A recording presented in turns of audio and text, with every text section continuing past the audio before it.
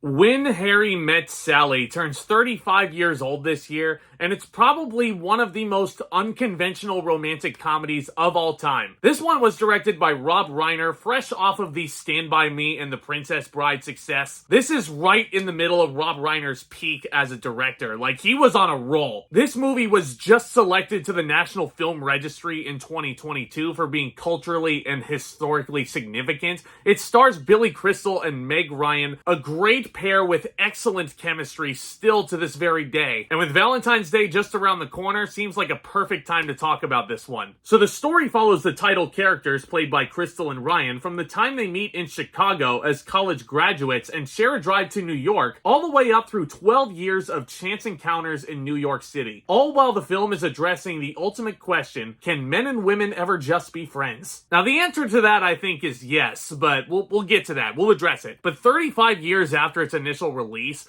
and people are still blown away by how funny this movie is.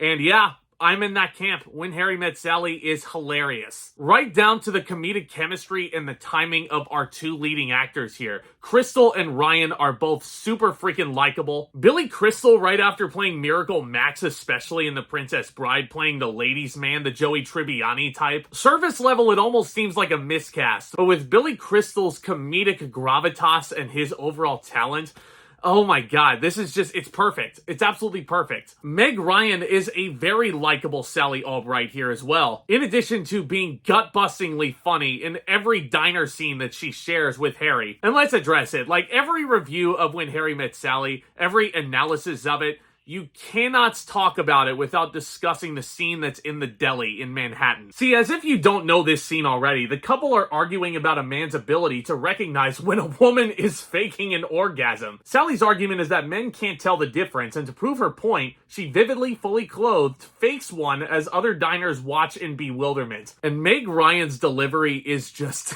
it's the stuff of comedic legend, and Billy Crystal's reaction to everything, his deadpan look of uncomfortable, like, okay, cut it out. I get it. Yeah, I'm not associated with this one. Like, from what I'm researching and what I'm reading, this scene was shot over and over and over again. I can't even imagine what that shooting day was like. It must have been so hard for those two leading actors to keep their composure. And it, of course, ends with one of the most iconic one-liners from a minor character in movie history. I'll have what she's having. That's actually Rob Reiner's mother making a cameo in here. And once again, the delivery and the timing and the comedic genius of everything about this scene, and not just there, throughout the entire 96-minute runtime, it's genius. Nora Ephron deserves so much credit for the originality of this screenplay, which actually was nominated for Best Original Screenplay in 1989. This script ended up losing that year to Dead Poets Society, which is another phenomenal script. It was a great year for writing, but man, just how this relationship escalates and how they influence other characters around them, like Carrie Fisher. Completely forget that Carrie Fisher is in this movie every time I go back and revisit it. Rest in peace, Carrie Fisher. I feel like this is one of her most underrated and overlooked performances, because even some of the zingers she has are really freaking hilarious. And again, it all comes down to pitch perfect chemistry between our leading players, great editing, and phenomenal direction from Rob Reiner, who, like I said, really knows how to direct comedic sequences and make them work. Even in the most dramatic of settings, like Stand By Me before this,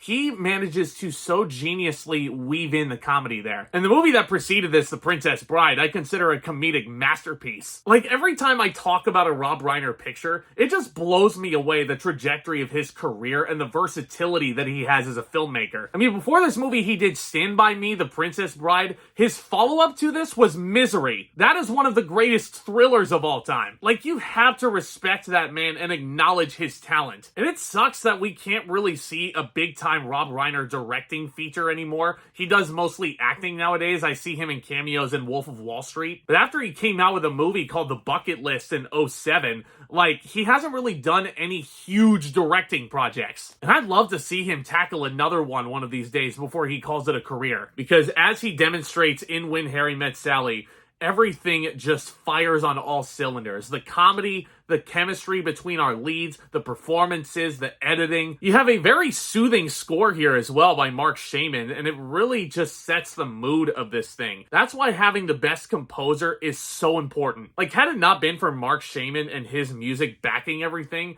this could have been a very different movie, and it could have dug deep into the depths of the drama of the situation. But no, this movie very wisely plays everything for comedy, and it still is one of the most iconic romantic comedies out there. It's one of the most unconventional romantic comedies out there. However, I will admit, let's address the messaging of When Harry Met Sally, which in hindsight, it might be the thing that honestly works against me saying this is my favorite romantic comedy. And look, I understand that every situation is different. I am in a very happy relationship going on a year and a half at this point. Lindsay and I could not be happier. But if I'm to enter a long-term relationship, I have to make sure that I'm compatible with the woman as a friend as well. And it's not just me. If you're not attracted to a woman, you can still be friends with them. I mean, yeah, you can acknowledge that they're attractive and all that, and you can definitely egg them on and be like, hey, you can get into a relationship if you want, and I am open to talking with you about it. But it's almost like once this movie draws to a close, and once it gets to that almost cliche romantic comedy climax, like, I don't know, it's almost like the movie is trying to tell the audience nowadays that a man and woman can't be friends, because Harry and Sally